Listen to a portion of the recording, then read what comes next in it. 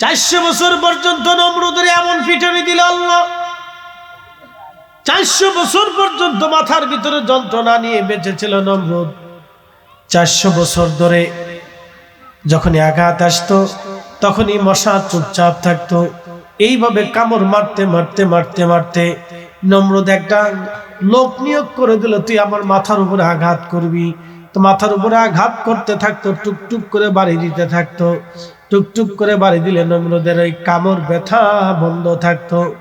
আল্লাহ বলেন, মশারে যখনই মাথায় লাড়াচাড়া দিবে, আঘাত করবে, তখন কামড় আর দিবি না, চুপচাপ থাকতো। এইভাবে মাথার আঘাত নিতে নিতে নিতে নিতে একদিন যে পিটায়, সে অতিষ্ঠ হয়ে নমরুদের মাথায় জোরে করে বাড়ি মারছে, আজকে আর রাখবো না তোরে। তুইজ্জু মান তাশা ওয়া তুযিল্লু মান তাশা, আমি যাকে খুশি ইজ্জতওয়ালা বানাই, যার কাছ থেকে খুশি আমি আল্লাহ ইজ্জত ছিনায় নেই।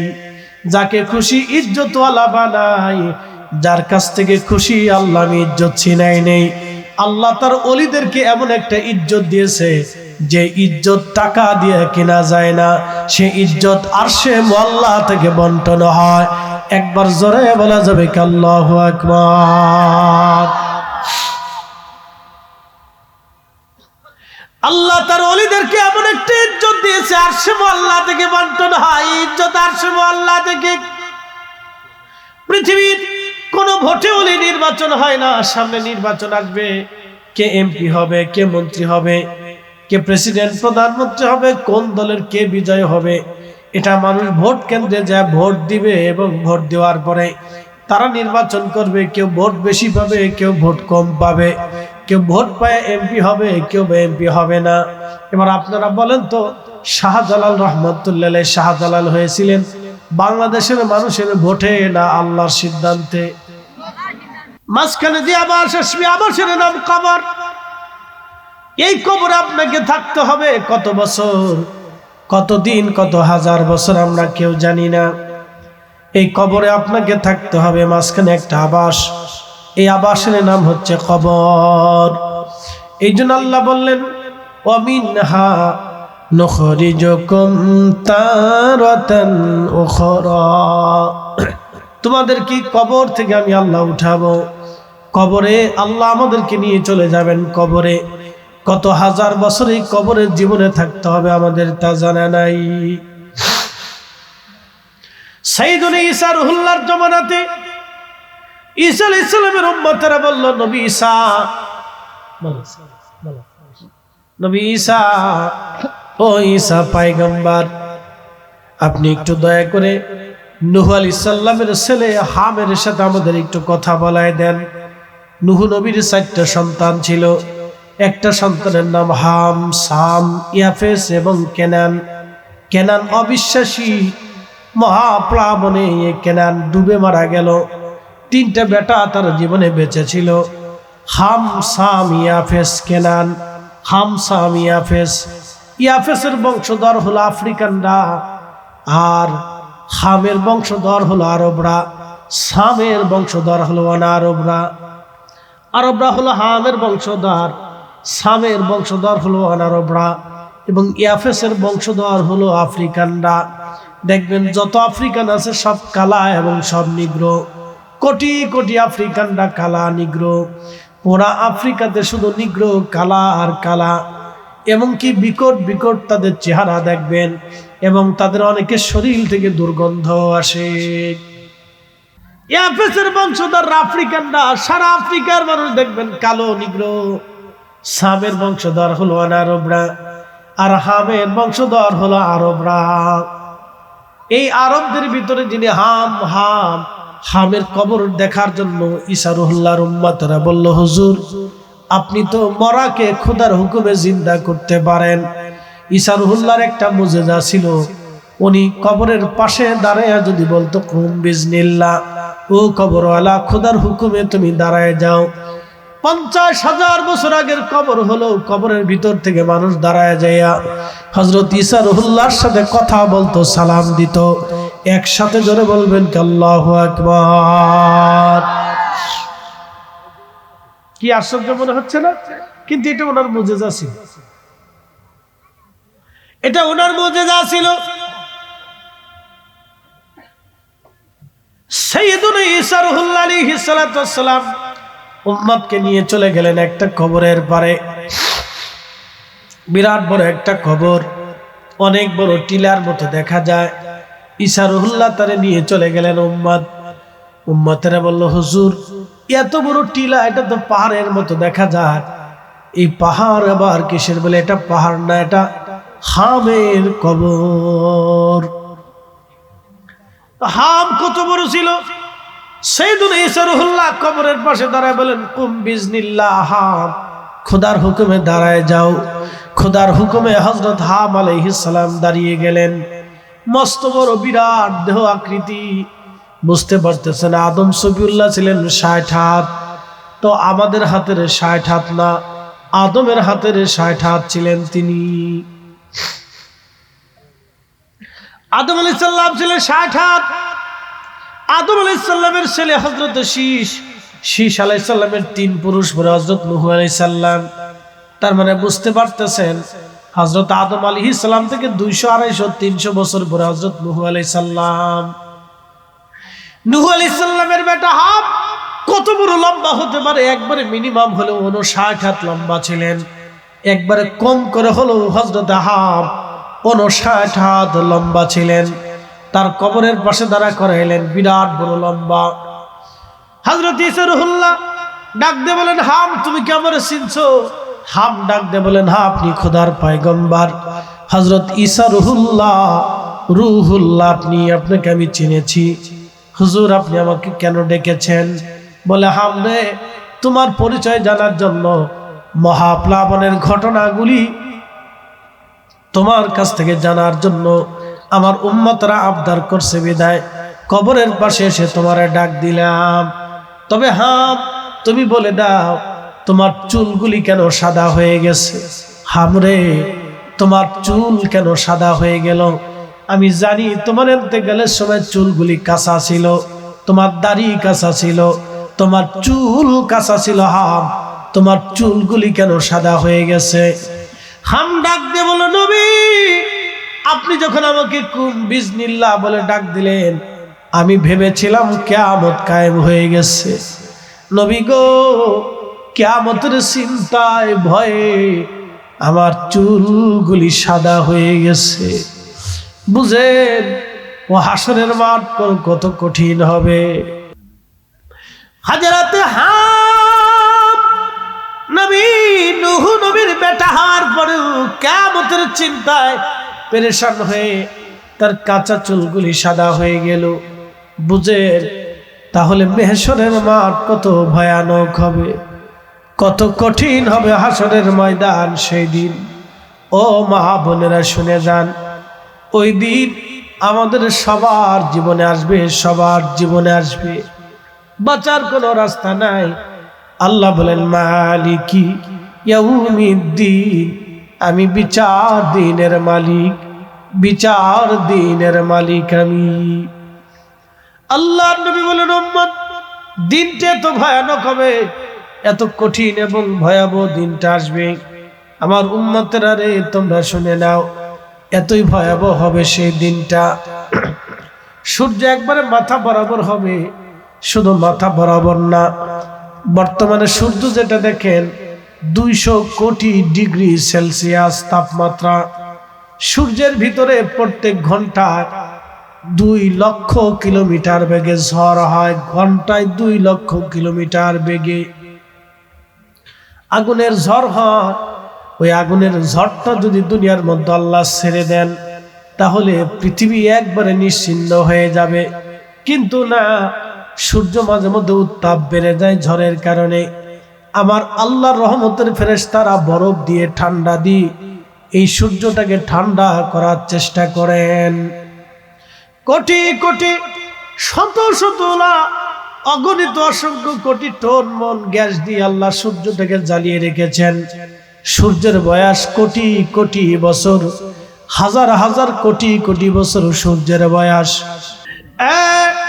বাহির চোরবাসী, বাঞ্ছারামপুরবাসী মনোযোগ দিয়ে শুনে যান। আল্লাহ বললেন, আহা ওয়া ইদাল কুবুরু বুসিরাত, কবর উদ্দোলিত হয়ে যাবে, কবর উদ্দোলিত হয়ে যাবে, কবর উন্মুক্ত হয়ে যাবে, কবর থেকে মানুষগুলি উঠে উঠে যাবে। আল্লাহ বলেন ইদা জুলজিলাতিল আরদু জিলজালাহা ওয়া আখরাজাতিল আরদু আসকালাহা ওয়া ক্বালাল ইনসানু মা লাহা। শুনে যান, মাটির ভিতরে ভূমিকম্প চলতে থাকবে। কিছুদিন আগে ভূমিকম্প হয়েছিল কিনা এটা তো নরমাল, বাংলাদেশে 8 স্কেলের ভূমিকম্প আসবে। আপনাদের এই বাঞ্ছারমের পাশ দিয়ে একটা নদী চলে গেছে, নদীর নাম কি? তারপরে এটা তো তিতাস, তারপরে কি? মেঘনা। এই মেঘনা নদী বাঞ্ছারামপুরের পাশ দিয়ে আপনার ওই নরসিংদীর কোনা দিয়ে চলে গেল দাউদকান্দিতে। আপনারা জানেন না, এই নদীটা আজ থেকে 350 বছর আগে কুমিল্লার নিচ দিয়ে প্রবাহিত হতো। এই নদীর অববাহিকা ছিল কুমিল্লা ক্যান্টনমেন্ট, যেখানে লালমাই পাহাড়। এই লালমাই পাহাড়ের পাশ দিয়ে নদীটা 350 বছর আগে প্রবাহিত হতো। বাঞ্ছারামপুরবাসী, 350 বছর আগে বাংলাদেশে একটা প্রলয়ঙ্করী ভূমিকম্প হয়েছিল। ওই ভূমিকম্পের আঘাতে নদীর গতি চেঞ্জ হইয়া আজকে 30-40 কিলোমিটার দূরে দাউদকান্দি দিয়ে নদীটা প্রবাহিত হয়ে গেছে। 350 বছর আগে যদি নদীর গতি পরিবর্তন হয়ে যায়, তাহলে আপনি শুনেন 8 স্কেলের ভূমিকম্প যদি বাংলাদেশে হয়, আমাদের রাজধানী ঢাকা শহর একবারে নিশ্চিহ্ন হয়ে যাবে। কত শত বছরের জন্য নিশ্চিহ্ন হবে আমরা জানি না। এই শহরের 65% থেকে 75% বিল্ডিং ধসে পড়ে যাবে, সমস্ত নগরগুলি মিসমার হয়ে যাবে, 50 লক্ষ মানুষ স্পট ডেড হবে, জায়গার উপরে মারা যাবে। 50 লক্ষ মানুষ স্পট ডেড জায়গার উপরে মারা যাবে। এই বাঞ্ছারামপুরবাসী, কোন ক্ষমতা আমাদের হাতের ভিতরে নাই, সব ক্ষমতা যার, তিনি আল্লাহ। আল্লাহ আল্লাহ আল্লাহ, ক্ষমতার মালিক আমার আল্লাহ।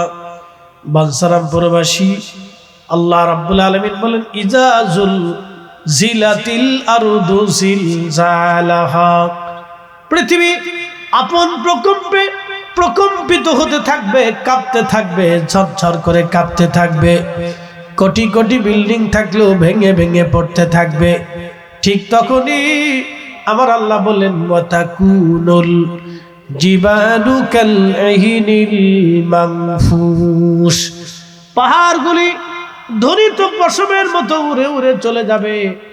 আমি মাউন্ট এভারেস্ট দেখার জন্য দার্জিলিং গিয়েছিলাম। দার্জিলিং, যদি কোনোদিন দার্জিলিং যান তো দার্জিলিং দেখবেন অত্যন্ত সুন্দর একটা জায়গা।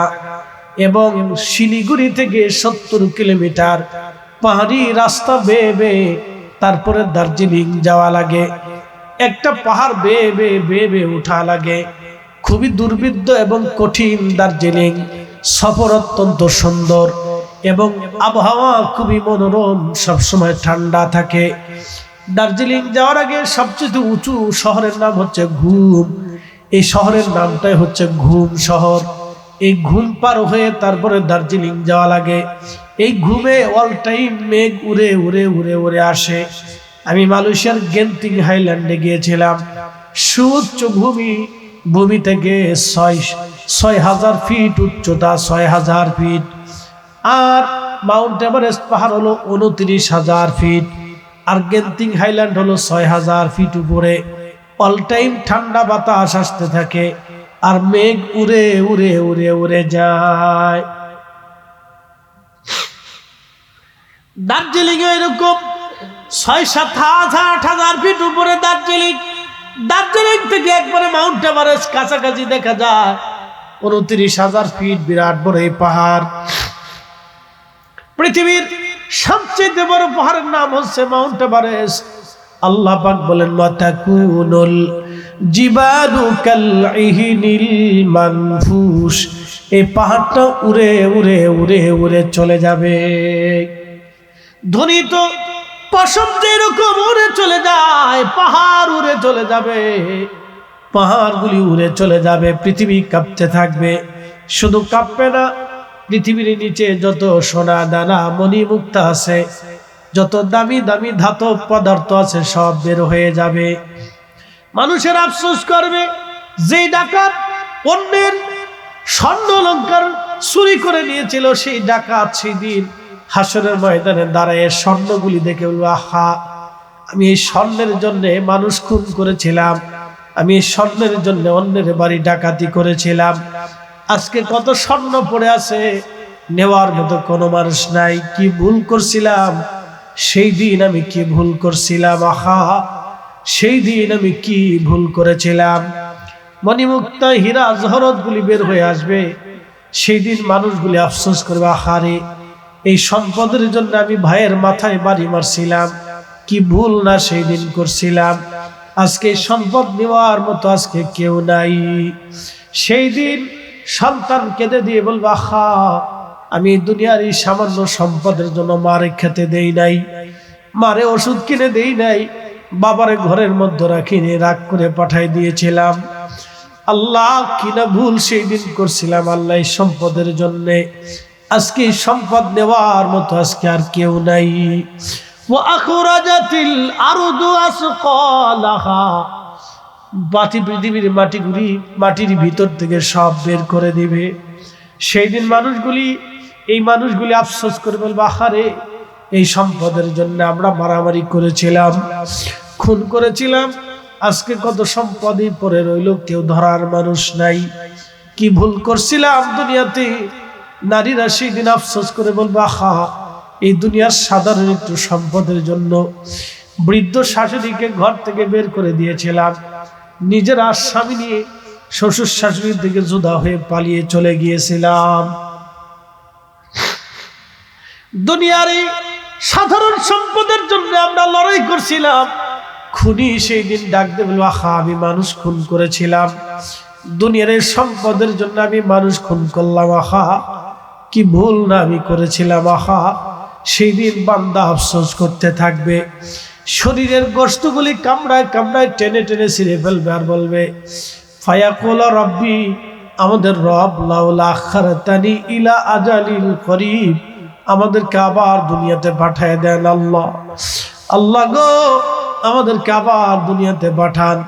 সুদখোর সেই দিন আফসোস করে বলবে, আহা, এই টাকার জন্য আমি একজনের 1 লক্ষ টাকা দিয়ে 20,000 টাকা লাভ নিছিলাম, আর এই সম্পদের জন্য আমি দুনিয়াতে কত সুদের কারবারি করছিলাম।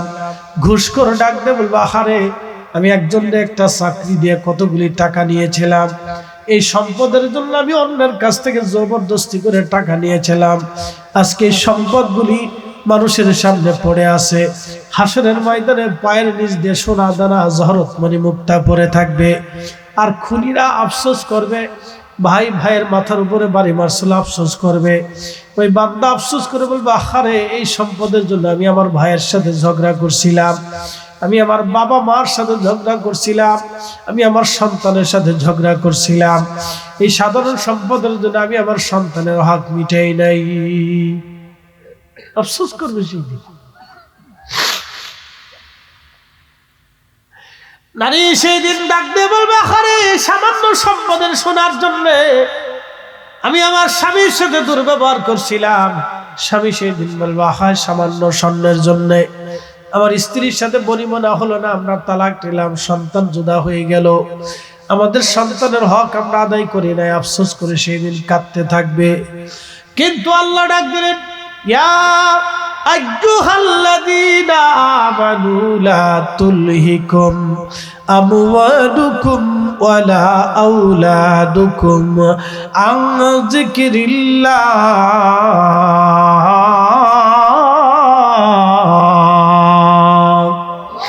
আল্লাহ রাসূল বললেন, তিন জায়গা সন্তান মায়ের পরিচয় দিবে না, মা সন্তানের পরিচয় দিবে না, বাবা সন্তানের পরিচয় দেবে না, সন্তান বাবার পরিচয় দিবে না। যে মা কলিজা দিয়ে সন্তানকে ভালোবাসে, সেই মাটাও 3 জায়গা কোনো পরিচয় দিবে না। যেই বাবাটা কলিজার ভিতর থেকে সন্তানটাকে ভালোবাসে, সেই বাবাটাও কোনোদিনও সন্তানের পরিচয় দেবে না। 3 জায়গা সন্তান বাবা মার পরিচয় দিবে না। সাহাবীরা বলেন, হুজুর কোন জায়গা? নবী বললেন, মিজানের পাল্লায় যখন গুনার পাল্লা নেকের পাল্লা ওজন শুরু হয়ে যাবে, তখন সন্তান বাবার পরিচয় দিবে না, বাবা সন্তানের পরিচয় দিবে না। উম্মতেরা রে, ডান হাতে বাম হাতে আমলনামা দেওয়ার সময় কেউ কারো পরিচয় দিবে না। আর একটা জায়গার নাম হচ্ছে ফুলসিরাতের ঘাটে। কেউ বিদ্যুৎ গতিতে পার হবে, কেউ দ্রুত গতিতে ঘোড়ার গতিতে পার হবে, কেউ উটের গতিতে পার হবে, কেউ হেঁটে হেঁটে পার হবে, কেউ হামাগুড়ি দিয়ে পার হবে। নবী আমার ডাকতে বলেন, সাহাবীরা সেই দিন কেউ কারো আপন হবে না, মা সন্তানের পরিচয় দিবে না, সন্তান মার পরিচয় দিবে না। খাদিম রাসূল হযরত আনাস বলেন, ইয়া রাসূলুল্লাহি, ইয়া হাবিবাল্লাহ, নবীজি আপনি আমারে ওয়াদা করে যান, কিয়ামতের ময়দানে আপনি আমাকে ছাড়া জান্নাতে যাবেন না। আল্লাহর নবী বললেন, খাদেম রে, 10টা বছর আমার খেদমত করছো, আমি নবী ওয়াদা করলাম তোমারে ছাড়া আমি বেহেশত যাব না। একবার জোরে বলা যাবে কি, ইয়া রাসূলুল্লাহ? আল্লাহ নবী ডাকবে, কানাসি তোমারে ছাড়া আমি জান্নাতে যাব না। আনাস জোরে বলেন আল্লাহু আকবার। না হয় না, জোরে বলেন ইয়া রাসূলুল্লাহ। এ বাঞ্ছারামপুরবাসী, কঠিন ওই দিনে নবীজি বললেন, আনাস তোমার সারা জান্নাতে আমি যাব না। সেদিন হযরত আনাস ডাকতে বলেন, ইয়া নবী আল্লাহ, মেহশরের মাঠে কোটি কোটি উম্মতের ভিড়ে আপনাকে কোথায় যে খুঁজে পাবো? নবীজি বলেন, আয় আনাস রে, মিজানের পাল্লার কাছে তুমি গেলে আমারে পাবা। বলে, হুজুর মিজানের পাল্লায় যদি না পাই, তাহলে তুমি আমাকে ওই হাউজে কাউসারে খুঁজে পাবা। বলে, হুজুর হাউজে কাউসারে যদি আপনারে খুঁজে না পাই, নবী বলেন, আনাস রে, আমারে তুমি মিজান ফুলসিরাতের ঘাটে গেলে খুঁজে পাবা। এই 3 জায়গায় আমি নবী অবস্থান নেব, আমার উম্মত যেন জাহান্নামে চলে না যায়। উম্মত রে, মিজানের পাল্লার পাশে আমি তোমার অপেক্ষায় দাঁড়িয়ে থাকবো। এই সময় তোমার মা তোমাকে ভুলে যাবে, তোমার বাবা তোমাকে ভুলে যাবে, তোমার আত্মীয় স্বজন তোমাকে ভুলে যাবে, তোমার কথা কেউ মনে রাখবে না। কিন্তু আমি রাসূল ওই দিন তোমার জন্য মিজানের পাল্লায় দাঁড়ায় থাকবো। কিন্তু প্রশ্ন, ফরিদ হুজুর আমরাও কি সেই দিন পাবো কিনা? হ্যাঁ পাবেন, যদি উম্মতের মতো উম্মত হতে পারেন। যদি উম্মতের মতো উম্মত হতে পারেন, তাহলে আশা করা যায় কিয়ামতের ময়দানে আপনি আমার রাসূলকে পেতে পারেন উম্মতের মতো উম্মত হলে। উম্মতের মতো উম্মত যদি হাত তাহলে নবী পেতে পারে না। বাঞ্ছারামপুরবাসী, উম্মত হওয়া লাগবে, উম্মত হতে হবে, উম্মতের মতো উম্মত যদি হতে পারেন, তাহলে আশা করা যায় কিয়ামতের ময়দানে আপনি রাসূলের দিদার পেয়ে যেতে পারেন। আর একবার যদি রাসূল পেয়ে যান, তাহলে আপনার জীবন বড় বুলন্দ হয়ে গেল, আপনি বেঁচে গেলেন। নতুবা আপনি ধ্বংস, বড় কঠিন, বড় ভয়াবহ, বড় কঠিন, বড় ভয়াবহ। আল্লাহ আমাদের হেফাজত করুন, জোরে দোয়া করে বলেন আমিন। ইয়া আইয়ুহাল্লাযীনা আমানু, হে ঈমানদার, ইয়া আইয়ুহাল্লাযীনা আমানু, হে ঈমানদার, আমানুত্তাকুল্লাহ, আমি আল্লাহকে ভয় করো, হাক্কা তুকাতিহি, ভয় করার মতো ভয় করো। শুধু এখানে শেষ না, ওয়ালা তামুতুন্না ইল্লা ওয়া আনতুম মুসলিমুন, এবং মুসলমান না হয়ে তোমরা মরো না, মুসলমান হয়ে তারপরে কবরে আসো। জীবনে আল্লাহর দেওয়া চোখ দিয়ে আল্লাহর সৃষ্টির কত নিয়ামত আপনি দেখলেন, কিন্তু এই আল্লাহর চোখের পিছনে আর একটা চোখ আছে। এই আল্লাহর এই বাহ্যিক চোখের পিছনে আর একটা চোখ আছে। এই চোখের নাম হচ্ছে কালবের চোখ।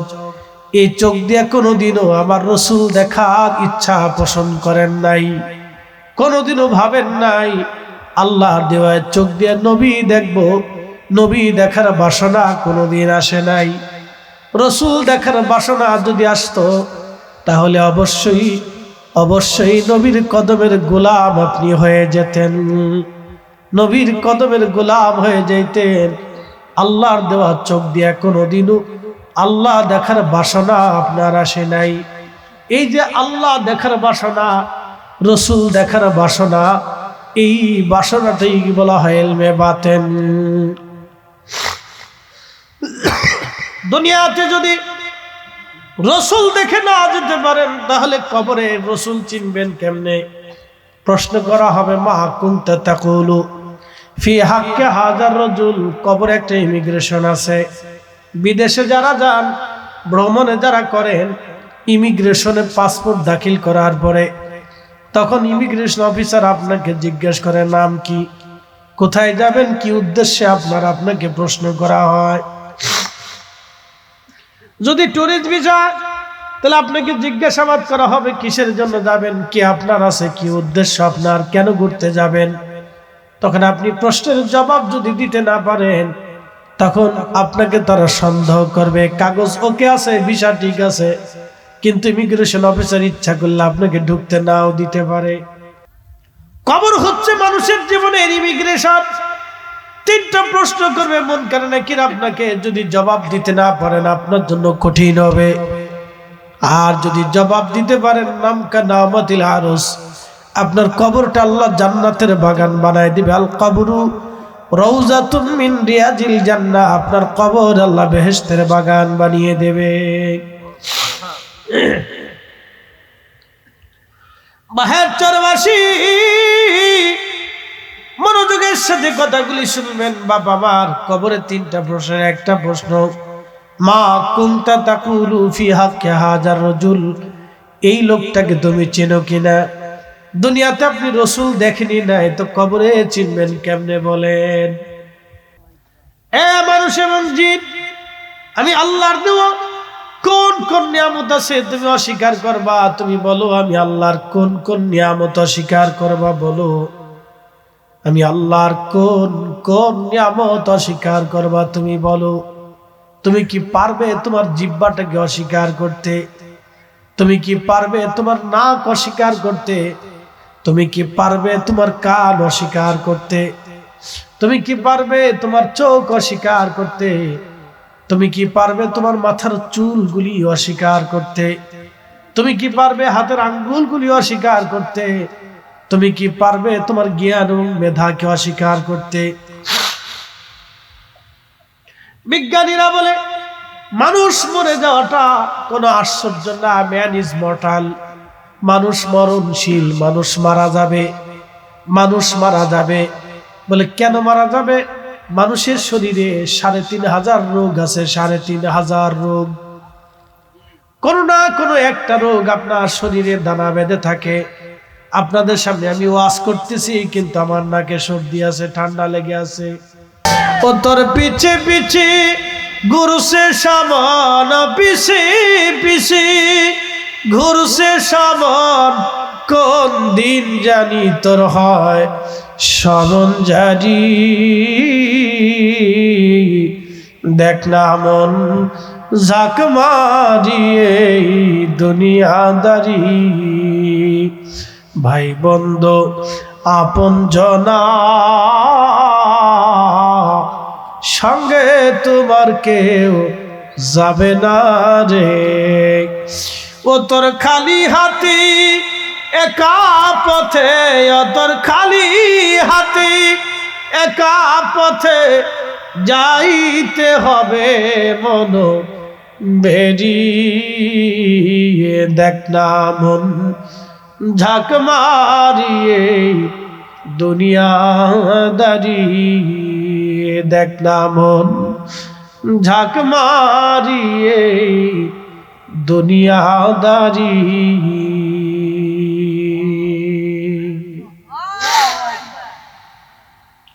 যদি বুঝে থাকেন তাহলে ওয়াজ বাড়ি পর্যন্ত নিয়ে যাবেন লম্বা ওয়াজ 1.5 ঘন্টা একটানা ওয়াজ করছি সুযোগ দেনি আপনাদেরকে কেউ বুঝছেন কেউ বুঝেন নাই কেউ আসছেন কেউ আসেন না কেউ বাড়িতে বুঝে নিচ্ছে অসুবিধা নেই কতদিন বসে থাকবেন হাত্তা যুরতুমুল মাকাবির কবরের পরে আর কোনো সুযোগ নেই তবে এই ঘর থেকে আপনাকে একদিন বের করাই হবে এটি চির সত্য থাকার কোনো সুযোগ নেই যত সুন্দর করেই বানান এই জন্য বাহলুল মজ্জুব বাহলুল পাগল ছিল মজ্জুব ছিল কিছু মজ্জুবরা আল্লাহর ওলি হয় আরে কিছু মজ্জুবরা আল্লাহর ওলি হয়ে থাকে তো বাহলুল আল্লাহর মজ্জুব ছিল খলিফা হারুন রশিদ রহমতুল্লাহ একদিন যাচ্ছে গোরস্থানের পাশ দিয়ে তো বাহলুল দৌড়ে যা বলতেছে এই পাগল দাঁড়াও তো খলিফা হাসে বাহলুল রে তোরে মানুষ পাগল বলে আর তুই কিনা আমার পাগল বলতেছিস বাহলুল ডাক দেখে খলিফা তুমি পাগল না তো আমি পাগল বলে আমি কেমনে পাগল হলাম বলো তো বাহলুল আরে বাচ্চাগুলো একটু সরান কি একটা অবস্থা 1.5 ঘন্টা ওয়াজ করলাম বুঝলেন আমাদের মতো বক্তা আসার পরও যদি আপনাদের ভালো না লাগে তাহলে ভালো লাগবে কারটা বলুন তো তাহলে আপনাদেরকে একবার মিশর থেকে মধু নিয়ে আসতে হবে নাকি কারি বাসন কানতে হবে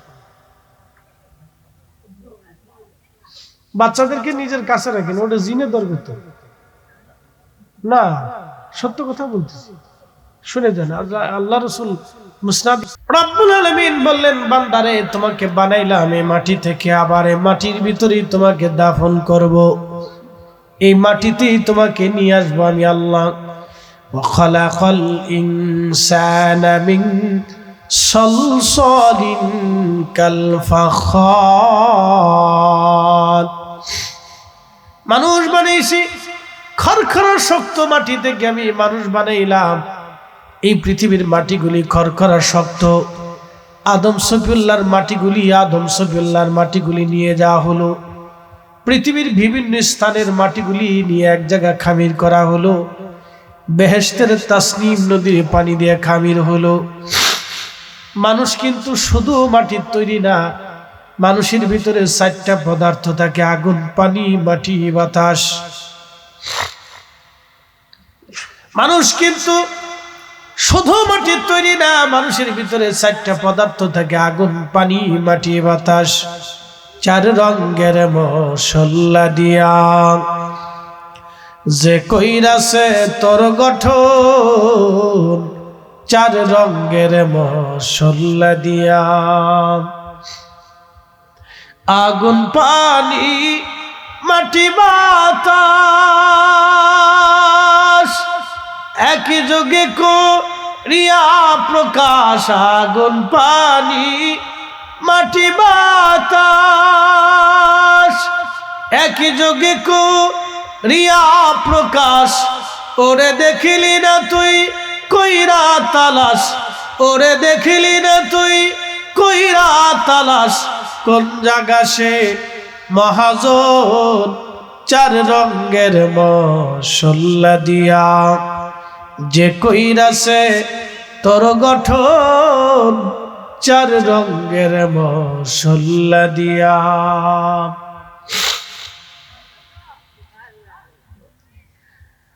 বাহের চরবাসী খুব মনোযোগ দিবেন চোখের কোণার থেকে ঘুম থেকে উঠলে ময়লা আসে কিনা চোখ থেকে পানি আসে কিনা এই চোখ থেকে আলো বের হয় কিনা এই দেখে এখানে আল্লাহর কুদরত ভালো করে বুঝে একই চোখ চোখের কোণার থেকে ময়লা আসে একই চোখ চোখের ভিতর থেকে পানি বের হয় একই চোখ চোখের ভিতর থেকে আলো বের হয় নূর বের হয় এই নূর দিয়ে দুনিয়া দেখা যায় সুবহানাল্লাহ একসাথে বলবেন আল্লাহু আকবার একই চোখ, ভালো করে বুঝেন, একই চোখ দিয়ে পানি বের হয়, একই চোখ দিয়ে ময়লা বের হয়, একই চোখ দিয়ে নূর বের হয়। এই নূর দিয়ে দুনিয়া দেখা যায়। তাহলে অবস্থা কি হবে বলেন তো? দুনিয়াতে আমরা রসুলই দেখলাম না। এখন প্রশ্ন, রসুল আসেনি? কথা কর না, যেমনি কইতেছেন মনে হয় নাই। একসাথে বলেন আসেননি? নজদিদের কাছে নাই, কিন্তু আমার সুন্নিদের কাছে আছে। কথা ঠিক আছে নি? মন খারাপ করার কিছু নাই, রসুল আছে, বুঝাইতেছি আপনাদেরকে।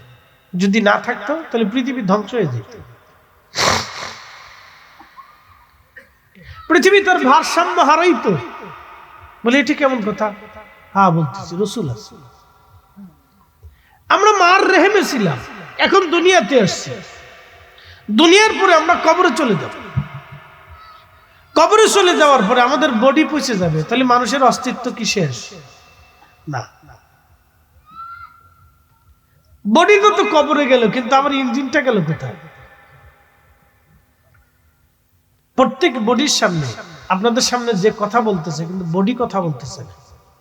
আপনার সাথে যিনি কথা বলতেছেন, যিনি আল্লাহর পাঠানো রূহ কথা বলতেছে। আর আমি যাদের সামনে কথা বলতেছি, তারাও আল্লাহর পাঠানো রূহের সামনে কথা বলতেছে। এই বডিটা একটা স্ট্রাকচার করে আল্লাহ আপনাকে দুনিয়াতে পাঠিয়েছে। বডিটা হচ্ছে শরীয়ত, কিন্তু আপনার বডির ভিতরে যিনি বসে আছেন, ইনি হচ্ছেন মারেফাত। তাকে দেখা যায় না, ছোঁয়া যায় না, ধরা যায় না। যদি ছোঁয়া যাইতো, ধরা যাইতো, দেখা যাইতো, তাহলে আজরাইলও দেখতে পারতেন। আজরাইল কোন রাস্তা দিয়ে নিয়ে গেল তাও দেখা গেল না, নিয়ে গেছে এটা সত্য। পৃথিবীর কোন ডাক্তার আজও পর্যন্ত ধরে রাখতে পারে নাই, কোন বিজ্ঞানীরাও আজও পর্যন্ত ধরে রাখতে পারে নাই। চলে যাবে এটা সত্য। বলে নিবে কে? বলে রব্বের হুকুমে নিয়ে যাবে। বলে নিবে কে? মালাকুল মউত নিবে। যে নিবে তারও দেখা যায় নাই, যাকে নিছে তাকেও দেখা যায় নাই, যার হুকুমে নিছে তারও দেখা যায় নাই, যার হুকুমে যেই জগতে নিল সেই জগতও দেখা যায় নাই। কিন্তু যারে নিছে সে সত্য, যে নিছে সেও সত্য, যার হুকুমে নিছে সেও সত্য, যেই জগতে নিছে সেই জগতও সত্য। তাহলে এখন বলেন নবীরা আসেনি? একসাথে বলেন আসেনি? আছে। এটা সহজ হিসেবে আপনাকে বুঝাই দিলাম, দলিলে যাইনি, বাস্তবতার নিরিখে বুঝাইলাম। নবীরা আছে। শুধু নবীরাই থাকে না, যে মানুষগুলি মারা যায় সেই মানুষদেরও আত্মা থাকে, রূহ কবরে থাকে। এই জন্য কবরের পাশে দাঁড়ায় একটা সালাম দেয়, আসসালামু আলাইকুম ইয়া আহলাল কবুরুল মুসলিমুন ওয়াল মুসলিমাত। ও মুসলমান নরনারীরা, তোমার উপরে আল্লাহর রহমত ও শান্তি বর্ষিত। যেটা মরে গেছে গা, পয়সে গেছে গা মাটির সাথে, তারা সালাম দিলাম কিতা? বডি পয়সে গেছে, কিন্তু রুহু পচে নাই। আল্লাহর এই বডির সাথে কোনো বক্তব্য নেই। বক্তব্য হচ্ছে যে আমার ভিতরে যিনি বসে আছেন, কথা বলতেছেন, ওনার সাথে বক্তব্য। আল্লাহ তোমাকে পাঠিয়েছিলেন। শোনেন, এই জন্য মানুষ মারা যাওয়ার পরে আমরা একটা দোয়া পড়ি, ইন্না লিল্লাহ, নিশ্চয় আল্লাহর জন্য, ওয়া ইন্না ইলাইহি রাজিউন, আমরা আল্লাহর কাছে ফিরে যাব। কার কাছে ফিরে যাব? আমরা সারা বছরই দোয়া পড়ি, কিন্তু দোয়ার মর্ম বুঝি নেই। আজকে বুঝাই দিলাম। একসাথে বলেন, ফিরে যাব কার কাছে? যাওয়ার সময় কিন্তু কোনো বয়স নেই, ছোট্ট বাচ্চাটাকেও নিয়ে যেতে পারে, কোনো বয়স নেই। প্রেসিডেন্টকে নিয়ে যাবে, প্রধান উপদেষ্টা নিয়ে যাবে, সে যতই সুদের কারবারি করে হাজার হাজার কোটি টাকার মালিক হোক, কাজ হবে না, ওনার নিয়ে যাবে। আল্লাহ নিয়ে চলে যাবে। জিজ্ঞাসা করবে, গ্রামীণ ব্যাংক করছিলে কোন উদ্দেশ্যে, কত পার্সেন্টেজ তুমি নিছো, কত টাকা জমা করছো, এবার হিসাব কইসে বুঝাই দাও। এটা কি বৈধ ছিল না অবৈধ ছিল? ব্যারাক করছিলেন, সেরাক ধরেই ছিলেন, এনজিও করছিলেন, 1 লক্ষ টাকা টাকা দিছো তুমি, 20,000 টাকা অতিরিক্ত লাভ নিছো, টাকা দিয়ে টাকার ব্যবসা, কোন কিতাবে কোন সিস্টেমে আল্লাহ আমি আল্লাহ বৈধ করছিলাম, তুমি আমার হিসাব বুঝাও। আমারে বুঝাই দাও, তুমি 1 লক্ষ টাকা একজনকে দিয়ে 20,000 টাকা লাভ নিলা, কোন হিসেবে নিলা আমার বুঝাও। আমি আল্লাহ তো এটা বৈধ করিনি, এটা আমি হারাম করছিলাম। কেন করছিলাম? যে টাকা দেয় তার লাভ হয়, যে টাকা দেয় তার কোনোদিনও লাভ হয় না। আমার বুঝান যে কি লাভ হয়েছে? কোনো লাভ। বলে হুজুর তাহলে বিকল্প ব্যবস্থা কি? আল্লাহ বিকল্প ব্যবস্থা একটা দিয়ে দিয়েছিলেন, বলে আমার রসুল পাঠিয়েছিলাম, আমার রসুল শিখাইছিল তোমরা আমার উম্মত, তোমরার ভিতরে আমি একটা জিনিস রেখে গেলাম আমানত, আমানতের সাথে রেখে গেলাম কর্জে হাসানা। আমার কোন উম্মত যদি বিপদগ্রস্ত হয় তাহলে তোমার কাছে এসে যদি কিছু টাকা হাওলাত চায়, ধার্য চায়, তাহলে তুমি তাকে টাকা হাওলাত দিবা। আর আমার উম্মতকে আমি রেখে আসছিলাম, উম্মত তুমি টাকা হাওলাত দিলে যত টাইমে ফেরত দেওয়ার ইচ্ছা এবং কথা ছিল সেই টাইম মতো কথা মতো তুমি ফেরত দিবা, কিন্তু উম্মত টাকা ফেরত দেয় না। কি কথা কর না? যে টাকা নেয় সে সহজে টাকা ফেরত দেয়? টাকা উঠাইতে গেলে ঝগড়া করতে হয়, মারামারি করতে হয়, জীবন শেষ হয়ে যায়। আর কাগজ কলম ছাড়া যদি দেন তাহলে কাজ হয়ে গেছে। তাহলে কয়েকদিন পরে কবে যে আমি টাকাই নেই। এরা মুসলমান, মুসলমানের এই চরিত্রের কারণে আজকে মুসলমানের অধঃপতন, গরিব যে গরিবই রয়ে গেছে, আর কোনোদিন ধনী হয় না। বুঝতে পারছেন? আমাদের গ্রামে 2-4 জন ধনী আছে না? কি কথা কার না কেন, 2-4 জন আছে না? এই 2-4 জন যদি ইচ্ছা করে যে আমার গ্রামের আরো 20 জনকে আমি ধনী বানাবো, চেষ্টা করলে পারে। কিন্তু কেন করে না জানেন? এই হিংসার জন্য না, আরো কারণ আছে। আমাদের দেশের কিছু মানুষ আছে অকৃতজ্ঞ। অকৃতজ্ঞ বলে হুজুর এটা আবার কি? সে ক্ষুধার কৃতজ্ঞতা আদায় করে, তো বান্দার কৃতজ্ঞতা আদায় করেন কেন? এ জাতি নিজের বাপ মারি খাইতে দিতে চায় না, তো বড় ভাই উপকার করলে তারে একবার আইকালে বাস দিতে। বুঝতে পারছেন? মনে কিছু নিয়ে আমরা আমানত নষ্ট করে ফেলছি। আমাদের দায়িত্ব ছিল যে উপকার করে তাকে ধন্যবাদ দেওয়া এবং তার প্রতি কৃতজ্ঞ থাকা, কিন্তু আমরা কেউ কৃতজ্ঞ থাকি না।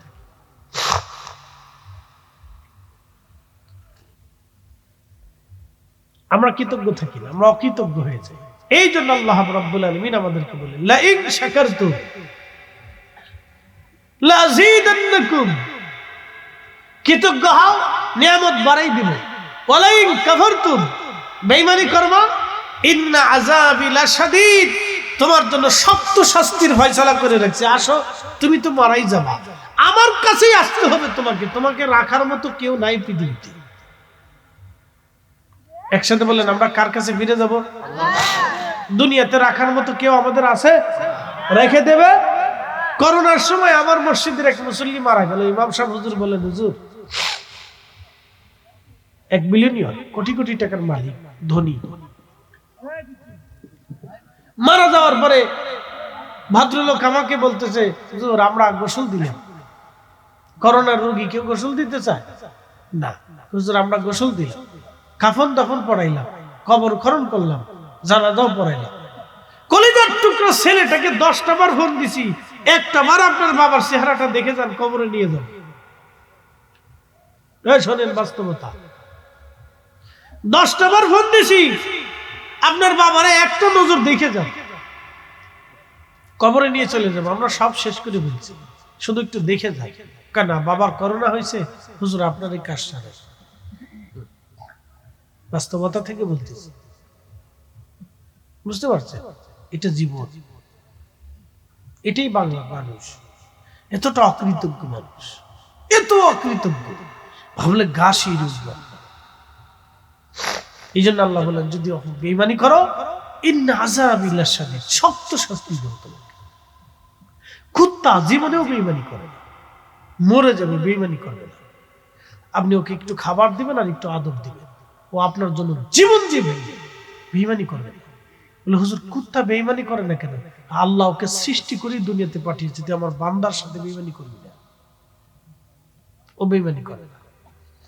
একটা বিড়াল আপনার সাথে বেঈমানি করবে না, খাবার দিবে না, আপনার ইঁদুর মারবে, পোকা মারবে, সাপ ঢুকতে দিবে না, জিন ঢুকতে দিবে না, আপনার বাড়ি পাহারা দিবে, আপনার কাছে ঘুমাবে, আপনাকে পাহারা দিবে। গরু খাবার দিবে না, আপনাকে দুধ দিবে, লাথি দিবে না, গুতা দিবে না, মারবে না, আপনাকে হত্যা করবে না। আপনি তার সামনে থেকে তার বাচ্চা ছিনিয়ে নিয়ে চলে যাচ্ছেন, তারপরও সে আপনাকে হত্যা করবে না, কারণ আপনি তাকে খাবার দিচ্ছেন, আপনার প্রতি সে কৃতজ্ঞ থাকে। বুঝতে হবে। এই জন্য রাব্বুল আলামিন বললেন, ফাবি আইয়ি আলা'i রাব্বিকুমা তুকাযিবান,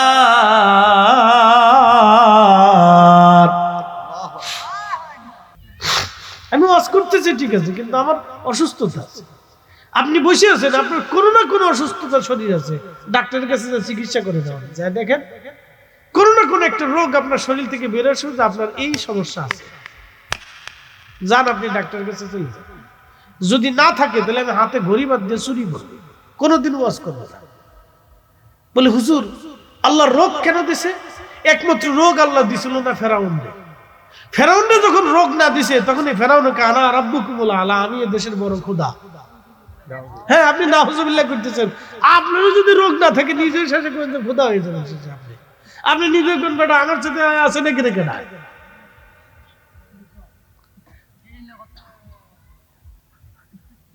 কথা এটা নি? হ্যাঁ ঠিক আছে, ও বুঝিয়ে লিখছে। এই জন্য রোগ দিয়ে রাখে। রোগ যদি না দিত তাহলে আপনিও ফেরাউন হয়ে যেতেন। রোগ দিয়ে আপনার আত্মাটাকে দুর্বল করে রাখা হয় যেন তুমি খোদার দিকে রুজু হয়ে যাও। এই জন্য পৃথিবীর সব মানুষের আল্লাহ রোগ দিছে। হিন্দু, ওর শরীরে রোগ আছে, ও দেখবেন রোগে পড়িয়া ওই মা দুর্গার সামনে সেজদা করে, মা দুর্গা মা বাঁচাও, মা আমারে বাঁচাও। তার বিশ্বাসে সে বলতেছে। কি কথা ঠিক আছে না? এটা তার বিশ্বাস, আমি কটাক্ষ করতেছি না, বলতেছি মা আমারে বাঁচাও। বলে না ভাই, খ্রিস্টান যদি রোগে পড়ে যায়, কঠিন মুসিবতে পড়ছে, ওষুধে কাজ হয় না, তখন এই পুরুষের সামনে দেখালে পুরুষের মুখ চুমায়,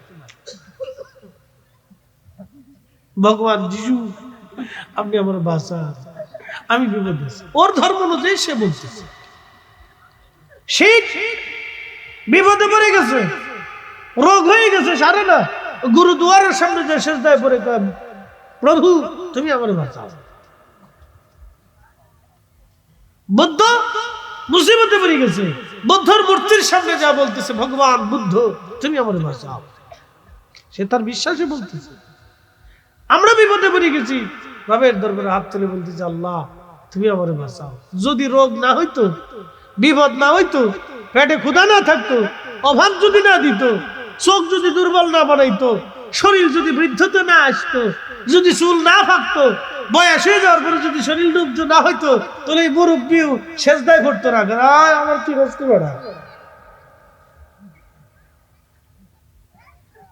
এটা আল্লাহ, উনি আল্লাহ, উনি শিরব। قل اللهم مالك الملك تؤتي الملك من تشاء وتنزع الملك ممن تشاء। উনি রাজত্ব দেন, আবার রাজত্ব ছিনাই নেন। বলে হুজুর দেওয়ার পরে ছিনাই কেন দেন? দেওয়ার পরে যদি ছিনাই না নেয় তাহলে ফেরাউন হয়ে যাবে। ফেরাউন একটু রাজত্ব দেওয়ার পরে দেখছেন আনা রাব্বুকুমুল আলা, দেওয়ার পরে যদি ছিনাই না নেয় তো নমরুদ হয়ে যাবে। 1000 বছর নমরুদ পৃথিবী শাসন করে চলে, 1000 বছর, 1000 বছরের 400 বছর খালি জুতার বাড়ি গেছে। 600 বছর রাজত্ব করার পরে খোদা অস্বীকার করে বলে আনা রাব্বুকুমুল আলা, আমি বড় খোদা। আল্লাহ বলতেছে তোরে মারার জন্য আমার বেশি কিছু দরকার না, একটা ল্যাংড়া মশা ঢুকাই দিছে নাকের ভিতর দিয়ে। ল্যাংড়া মশা নাকের ভিতরে ঢুকে মগজের ভিতরে ক্রুশ করে কামড় দেয়। আর নমরুদ কে রে, ওই সময় তো আর চিকিৎসা নাই, মাথার ভিতরে বাড়ি দিলে, আল্লাহকে মাথায় আঘাত করলে তুই তো চুপ থাকিস, তোর বাটাম চালান দিতেছি। শোনেন আল্লাহ শাস্তি, ইন্না বাতশা রাব্বিকা লাশাদীদ, আল্লাহর শক্ত ধরা, খুব মজবুত ধরা, ছোটা কোনো সিস্টেম নাই। তাকাব্বুরি করেন না, পৃথিবীতে অহংকার করেন না, ধ্বংস হয়ে যাবে। আল্লাহর এমন এক শাস্তি আসবে যে শাস্তি তিলে তিলে আপনাকে ধ্বংস করে দেবে, তিলে তিলে মারবে, তিলে তিলে শেষ করে একবার তিলে তিলে বাটাম চালান দিবে। এইবার বুঝে গেছে। এই জন্য ওনাদের সাথে কেউ যদি বিয়াদবি করে, মানে আদালি ওয়ালিয়ান, কেউ যদি আমার ওলির সাথে নাফরমানি করো, বিয়াদবি করো, যুদ্ধ করো, ওলির সাথে দুশমনি করো, ফাকাদ আদানতুহু বিল হার, আমি রব্বুল আলামিন তোমার সাথে যুদ্ধ করব, কারণ আমি ওনাকে নির্বাচন করছি, তুমি করো না। আমি ওনাকে মনোনীত করেছি, তুমি করো না। আমি ওনাকে পছন্দ করেছি, তোমার পছন্দ আমি ওলি বানাইনি, আমি আল্লাহর পছন্দ হয়েছে। সূত্রটা আপনাকে বুঝতে হবে, সূত্র বুঝতে হবে। এই জন্য তো মাজার অনেকে ভাঙতেছে, ভাঙতে ভাঙতে কোন পাগলেরটা ভাঙবেন, কোন অরিজিনালটা একবার ভাঙবেন, আর একবার ভাঙার পরে যে আল্লাহর খুদার পক্ষ থেকে লানত আসবে, এই লানতের শেষ আপনি তবকা শুধুই পড়তে হবে। এমন তবকা আসবে যেই তবকার পরে এমন এক বাটাম চালান আসবে যেই চালানের কোনো শেষ থাকবে না। এই জন্য হিসাব কিতাব করে ভাঙবেন, ভাঙবেন তো খুব হিসাব করে ভাঙবেন, বুঝে শুনে ভাঙবেন, নাহলে কিন্তু লানতি তোপ দিয়ে এসে যায়।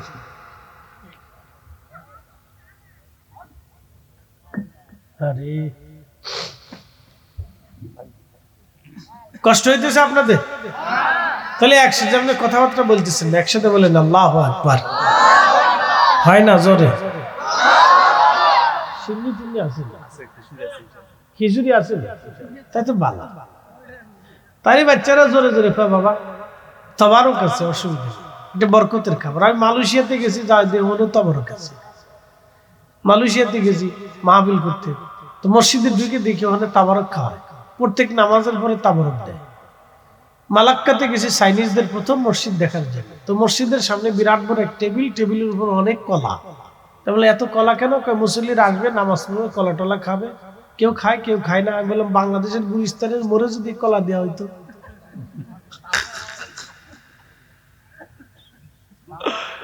যদি বলে বাংলাদেশের গুলিস্তানের মোড়ে দিলে কলাও শেষ, গামলাও শেষ, যারা কলা খাবে তারাও শেষ। মেড ইন বাংলাদেশ, কলা পরে রয়েছে, খাওয়ার মানুষ নেই, কেউ খাচ্ছে কেউ খাচ্ছে না।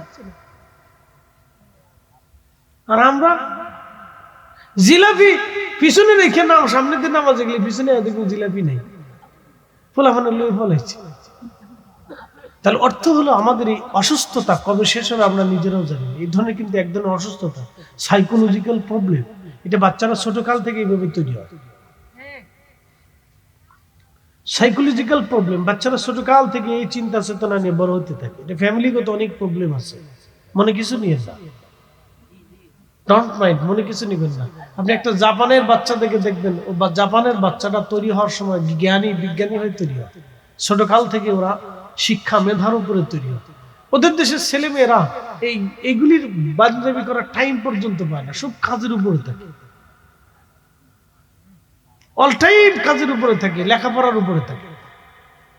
আর আমাদের ভার্সিটিগুলিতে পড়াশোনা কদ্দূর কবে, তার অর্ধেক হলো পড়াশোনা, অর্ধেক হলো রাজনীতি। বাপরে বাপ, কত বড় নেতা এক একজন, কিতা পড়াশোনা করে। আর এই সাঁতার পড়াশোনাতে কি হবে বলেন তো? এটা বিজ্ঞানী তৈরি হয় না, এটা বড় কোনো মেধাবী তৈরি হয় না, কিচ্ছু হয়। ইউনিভার্সিটি থেকে পড়ে এসে বাপ মানে খাইতে দেয় না, তাহলে লেখাপড়া কি হবে? কি হবে বলেন তো? কিছু হবে? কিছু হবে। মুসলমান খুব মনোযোগ দিবেন, ভালো করে শুনে যাবেন। ও আদম রে,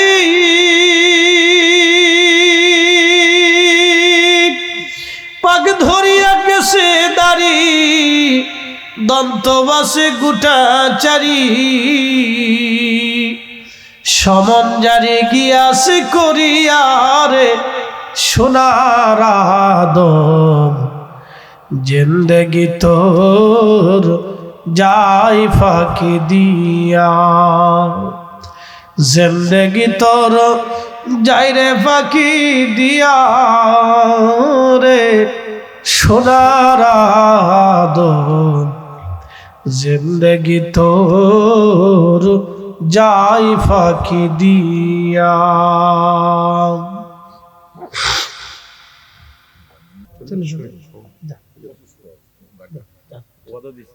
আল্লাহ আল্লাহ সুস্থ রাখুন, জি দোয়া করেন। জি দেখা যাচ্ছে, যান ইনশাআল্লাহ, আল্লাহ সুস্থ রাখুন।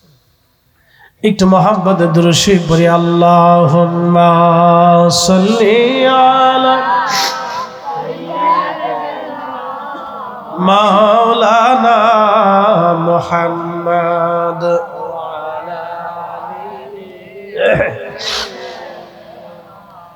মাওলানা। তুমি তুমি আল্লাহর প্যারা হাবিব, তোমার তুলনা নাই কেউ আর, তোমার মতো আকাশ ভ্রমণ করেনি কোন পয়গম্বর। আল্লাহুম্মা সাল্লি আলা সাইয়্যিদিনা মাওলানা মুহাম্মদ ওয়া আলা আলি সাইয়্যিদিনা।